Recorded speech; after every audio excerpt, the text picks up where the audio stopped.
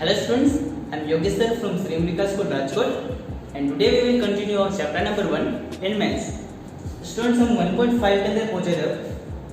Start करते हैं हमारे फर्स्ट सम के साथ जो कि क्लासीफाई एज रेशनल और इरेशनल। एक बार थोड़ा सा रिवाइज कर लेते हैं। रेशनल और इरेशनल किसे बोलेंगे बहुत ही क्विकली। तो कोई भी नंबर जो p by q फॉर्म के अंदर हो सकता है उसे हम रेशनल बोल सकते हैं। कोई अगर पॉइंट वाला नंबर है, डेसिमल नंबर है जो कि बार बार सेम नंबर रिपीट किया जा रहा है और कभी खत्म नहीं हो रहा तो भी उसे हम रेशनल नंबर बोल सकते हैं। इरेशनल के बारे में बात कर लेते हैं। कोई अगर स्क्वायर रूट वाला नंबर है और उसका स्क्वायर रूट निकालना पॉसिबल नहीं है तो उस नंबर को हम बोलेंगे इरेशनल नंबर। कोई नंबर पाई के साथ एडिशन, मल्टीप्लिकेशन, डिवीजन या किसी भी साथ कोई भी रिलेशन के अंदर है तो उस नंबर को भी हम इरेशनल नंबर बोलेंगे।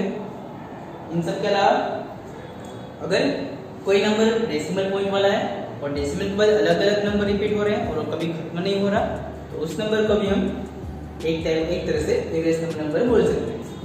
चलिए अभी स्टार्ट करते हैं क्योंकि हमने रिवीजन कर लिया तो हमें याद हो चुका है कि रेशनल नंबर और इरेशनल नंबर किस तरह से हम अलग अलग क्लासीफाई कर सकते हैं। ये फर्स्ट नंबर स्टूडेंट्स यहाँ पे आप देख सकते हैं 2 माइनस रूट 5 है।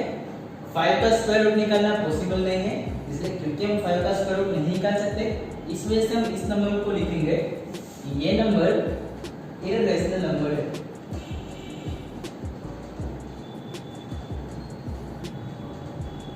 अगर रीजन लिखना है तो रीजन भी लिख सकते हो अपनी बुक में कि we cannot find square root of number 5 that's why the given number is irrational number।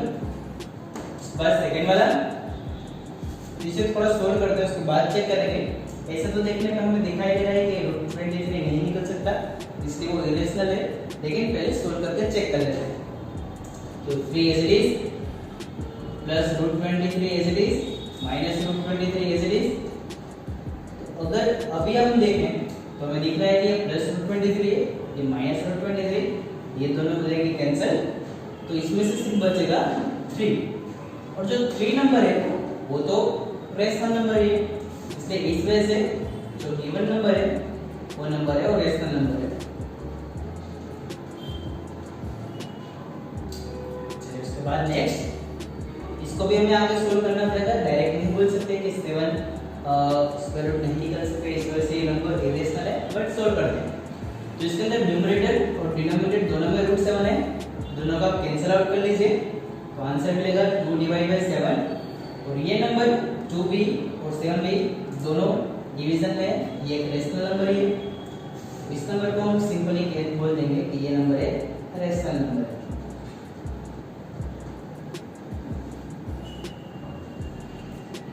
चलिए इस पर नेक्स्ट फोल्ड 1 by रूट 2 तो जो 2 नंबर है उसका भी स्क्वायर रूट निकालना पॉसिबल नहीं है तो इस नंबर को हम बोलेंगे इरेशनल नंबर।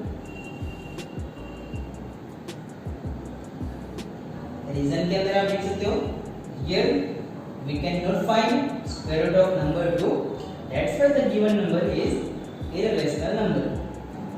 उसका नेक्स्ट क्वेश्चन नंबर 5 इसके अंदर आप देख सकते हो कि पाई दिया है पाई के साथ मल्टीप्लिकेशन में 2 है। मैंने आपको बताया था पाई के साथ कोई भी ऑपरेशन हो तो इरेशनल नंबर है इसे हम देखेंगे कि ये नंबर भी इरेशनल नंबर है।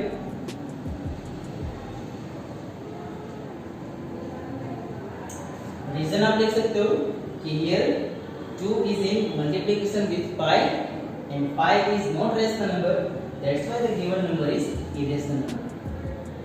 ये खत्म करने के बाद अभी आगे बढ़ते हैं सेकंड सम जो कि सिंपलीफाई। इन सभी सम के अंदर कुछ ना कुछ फॉर्मूलाज जो आप 8 स्टैंडर्ड सीख गए थे उन्हें फिर से यूज करना है और आपको फिर से वो फॉर्मूला जो याद करना है। इस सभी के अंदर फॉर्मूला लिखते जाऊंगा कौन कौन से यूज कर रहे हैं। पहला वाला जो सम है वो कोई फॉर्मूला वाला नहीं है बट इसके अंदर दो ब्रैकेट का मल्टीप्लिकेशन किस तरह होता है वो हमें सीखना है। तो चलिए एक बार फिर से देख लेते हैं आपने स्टार्ट करके सीखा हुआ ये इसे फिर से सीख लेते हैं कि दो ब्रैकेट को किस तरह से मल्टीप्लाई कर सकते हैं।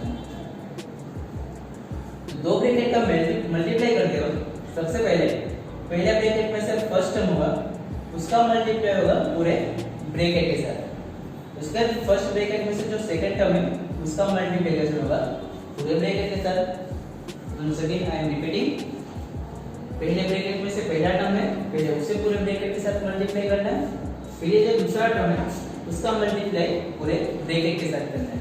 चलिए स्टार्ट करते हैं। 3 का मल्टीप्लाई पूरे ब्रैकेट के साथ, उसका लिए प्लस रूट 3, उसका मल्टीप्लिकेशन पूरे ब्रैकेट के साथ। फर्स्ट स्टेप समझ में आया आपको?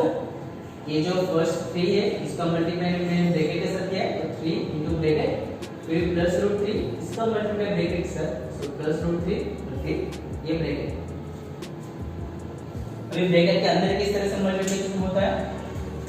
तो 3 ब्रैकेट के बाहर है, 3 का मल्टीप्लिकेशन सिर्फ 2 के साथ नहीं पर पूरे ब्रैकेट के साथ होगा। ब्रैकेट के अंदर 2 नंबर है, तो पहले मल्टीप्लिकेशन 2 के साथ होगा एंड देन मल्टीप्लिकेशन होगा रूट 2 के साथ। सेम चीज यहाँ पे भी होगी, ये रूट 3 पहले 2 के साथ मल्टीप्लाई होगा और फिर इस रूट 2 के साथ। ठीक है, तो हम स्टार्ट करते हैं। पहले 3 का मल्टीप्लिकेशन 2 के साथ करेंगे एंड देन आफ्टर रूट 2 के साथ। इसी तरह रूट 3 का मल्टीप्लिकेशन भी ब्रैकेट में दोनों नंबर के साथ करेंगे। तो first of all 3 into 2 that is 6 plus 3 into root 2, उन दोनों का मल्टीप्लिकेशन नहीं हो सकता, इसे ऐसे ही सीखना पड़ेगा। 3 रूट 2 प्लस 3 रूट 3 into 2, उन दोनों का ये मल्टीप्लाई नहीं हो सकता, उसे भी ऐसे ही सीखना पड़ेगा।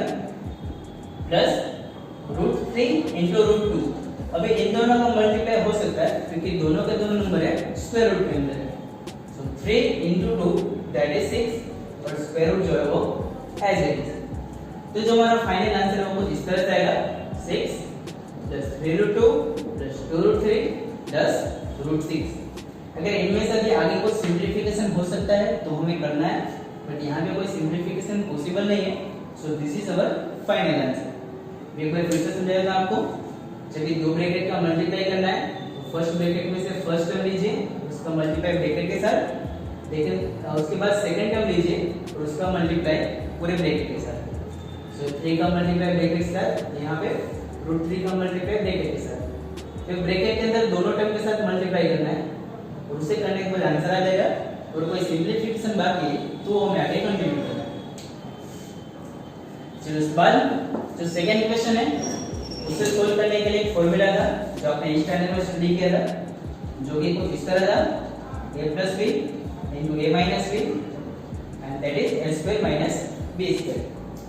इस फॉर्मूला को किस तरह यूज करना है कि जब भी दो ब्रैकेट का मल्टीप्लिकेशन है, दोनों के अंदर फर्स्ट नंबर है वो सेम है, दोनों के अंदर सेकंड नंबर है वो भी सेम है, बट दोनों के अंदर जो साइन है वो अलग अलग है, एक में प्लस एक में माइनस, तभी आपको ये वाला फॉर्मूला यूज करना है। फॉर्मूला में आंसर क्या आएगा? जो फर्स्ट वाला टर्म है उसका स्क्वायर कर दो, जो सेकंड वाला टर्म है उसका भी स्क्वायर करना है, और बीच में जो साइन है वो आपको कंपलसरी माइनस लिखनी है। चलिए स्टार्ट करते हैं। यहाँ पे फर्स्ट टर्म दोनों में सेम है 3 and 3, दोनों के अंदर सेकंड टर्म भी सेम है रूट 3 and रूट 3, दोनों के अंदर साइन डिफरेंट है, एक बार प्लस है एक बार माइनस है। सो हम ये वाला फॉर्मूला अप्लाई करेंगे। According to this formula square of the first term, फिर बीच में माइनस की sign, then square of the second term. तो इस तरह से फॉर्मूला अप्लाई होगा। अभी दोनों का स्क्वायर करते हैं। 3 का स्क्वायर 9 माइनस रूट 3 का अगर स्क्वायर करोगे तो स्क्वायर और स्क्वायर दोनों कैंसिल हो जाएंगे, तो यहाँ पे सिर्फ 3 बचेगा and then 9 minus 3 that is 6। So इसका फाइनल आंसर वो हमें मिलेगा 6। वो हमने यूज किया ये वाला फॉर्मूला और उससे हमने फाइंड किया। लेकिन अगर ये दो ब्रैकेट का मल्टीप्लिकेशन आप इस तरह इस मेथड का यूज करके करोगे तो भी आपको लास्ट में आंसर उसमें भी 6 ही मिलेगा। तब इस मेथड से भी कर सकते हो, इस मेथड से भी कर सकते हो, बट जब भी ये फॉर्मूला अप्लाई कर सकते हैं तो हमें इसी तरह से करना चाहिए ताकि वो हमें इजी पड़े। नेक्स्ट इसके जैसा एक और फोर्थ वाला है, पहले उसे कंप्लीट कर लेते हैं, देन थर्ड वाला करेंगे, उसके अंदर डिफरेंट फॉर्मूला है। इसके अंदर भी सेम वाला फॉर्मूला अप्लाई करेंगे। दोनों के अंदर फर्स्ट वाली टर्म जो है वो सेम है, सेकंड टर्म भी सेम है और साइन अलग अलग है। तो same formula square of first term minus square of second term. So square of first term that is root 5 minus square of second term and that is root 2। So root 5 का square, square और square दोनों cancel, so answer is 5 minus यहाँ पे भी square और square cancel, answer is 2, 5 minus 2 and that is 3। अभी third वाला solve करते हैं। उसके अंदर ब्रैकेट के ऊपर 2 पावर है, उसके लिए ये फॉर्मूला है a plus b whole square is a square plus 2ab plus b square। इस फॉर्मूला को समझ लेते हैं जरा। ब्रैकेट के ऊपर जब भी 2 पावर दिया है तो आपको इस फॉर्मूले को अप्लाई करना है। ये प्लस के लिए भी यूज कर सकते हो, माइनस के लिए भी। प्लस है तो सभी जगह प्लस आएगा, और अगर माइनस है तो यहाँ पे फर्स्ट टाइम आपको माइनस लिखना है और सेकंड टाइम तो प्लस ही आएगा।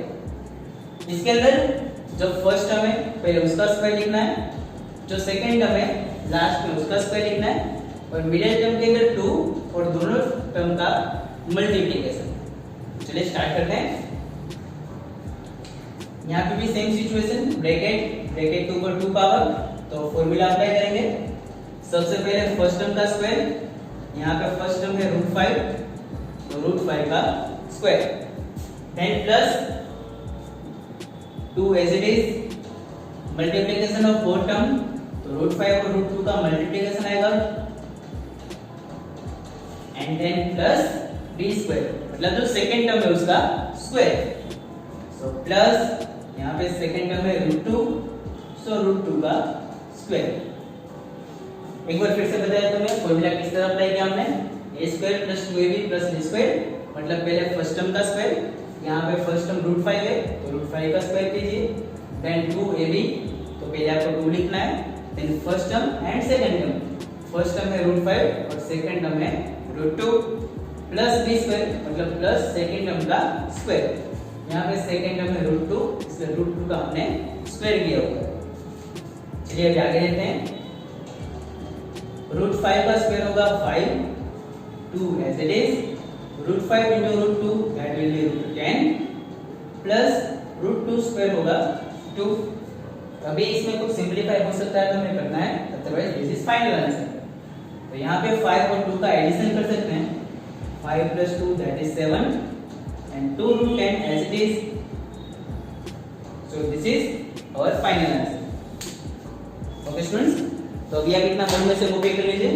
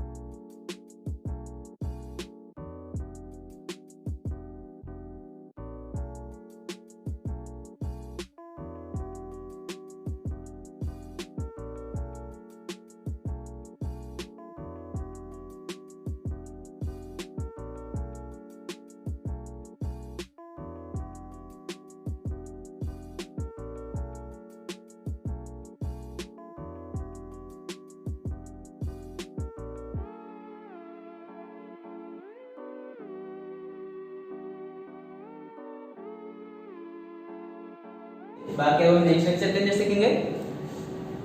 तब तक के लिए good bye, take care and always keep learning.